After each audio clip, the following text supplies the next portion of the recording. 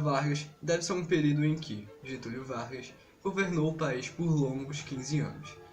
Através desse tempo, o Brasil passou por várias mudanças significativas e importantes, que até hoje são um marco no mundo da história. Para explicar melhor esse vídeo, começaremos o dividindo em 3 partes. Ao começar, ficaremos com o governo provisório, de 1930 a 1934. Em segundo lugar, ficaremos com o governo constitucional, de 1934 a 1937. E por fim, o novo Estado, de 1937 a 1945. Antes de entrar a fundo nesses 3 tópicos, é bom reforçar que, até o ano de 1930, o Brasil estava sob vigor da Velha República, ou o período republicano brasileiro. A relação da Velha República tinha fortes laços com proprietários de terra. Havia um revezamento entre os políticos de São Paulo e de Minas Gerais.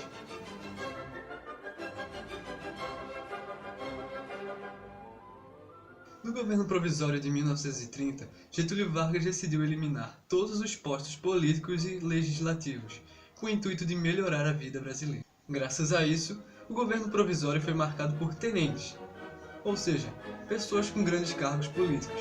Para isso, também foram feitos representantes, para melhor entendimento e desenvolvimento político. Contudo, o povo não gostou muito da ideia, pois apoiavam eleições por meio de assembleia, ou seja, o voto deveria ser através da igreja. Esse movimento resultou na Revolução Constitucionalista de 1932. Foram convocadas uma Assembleia Constituinte e os representantes do governo também perderam espaço e apoio político. Em 1934, foi promulgada uma nova Constituição. O Poder Executivo ganhou forças através da Carta de 34, e com isso temos o voto secreto e feminino. Dando início agora ao governo constitucional de 1934, que durou até 1937, começamos com as alterações em volta de 2 ideais. O ideal fascista, que veio lá da Itália e era defendido pela AIBA, Ação Integralista Brasileira, e o ideal democrático, que era defendido pela ANL, Aliança Nacional Libertadora. Por conta das falhas de adesão de outros estados, o ideal comunista foi rapidamente neutralizado. Vargas seguiu com o método de centralização do poder, e por conta da sua péssima experiência com a esquerda, perseguiu os mesmos, anulando o movimento comunista brasileiro.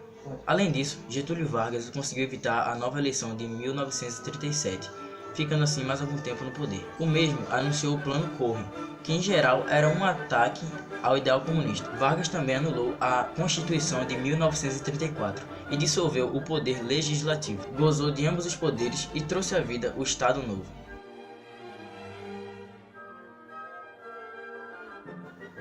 O plano comunista, criado para tomar o poder, fez com que Vargas fechasse o Congresso Nacional para impor uma nova Constituição. Tanto que a Constituição da Polônia serviu como inspiração para esses novos polacos e costumes fascistas. Para acender mais a centralização política, no ano de 1937, Vargas tomou algumas atitudes, tais como repreensão na atividade política, censurando a comunicação, perseguição inimiga, concepção à carteira de trabalho, salário mínimo, justiça ao trabalho e descanso semanal remunerado.